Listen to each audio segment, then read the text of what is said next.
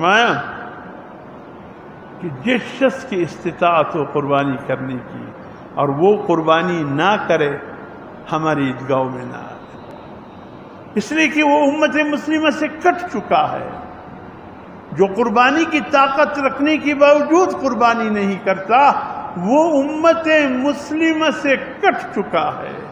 اس لیے جب امت مسلمہ سے کٹ گیا قربانی کی بھی اس کی پھر نماز کی کیا ضرورت ہے کہ نماز پڑھنے کے لیے عیدگاہ کی طرف آ رہا ہے۔ جس کی طاقت ہو، جو غریب ہے، مسکین ہے، محتاج ہے، قرض دار ہے، وہ اس سے نکل گئے۔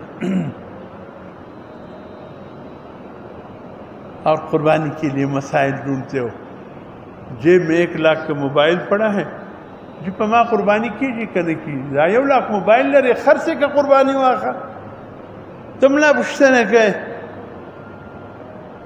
اتنا قیمتی چیز، اس کا زکوٰۃ کے حساب سے الگ حساب کتاب ہے۔ فطرانہ قربانی کا ایک نصاب ہے، زکوٰۃ کا الگ نصاب ہے۔ سال کا گزرنا ہے، صاحب استطاعت ہونا ہے، مال تجارت کا ہونا ہے، سونا چاندی اپنے مطلوبہ مقدار کا ہونا ہے۔ لیکن قربانی میں یہ ہے کہ قربانی والے دن تمہاری ضرورت سے زائد تمہارے پاس جو کچھ ہے تم پر قربانی واجب، اس میں سال کا گزرنا بھی نہیں ہے۔ اور میں موبائل کو زائد چیز سمجھتا ہوں، یہ ضرورت کی چیز نہیں ہے جو قیمتی موبائل لے کر پھر رہے ہو اور قربانی کرنے کے لیے مسئلہ ڈھونڈ رہے ہو، جی مونی صاحب مجھ پہ قربانی ہے کہ نہیں ہے۔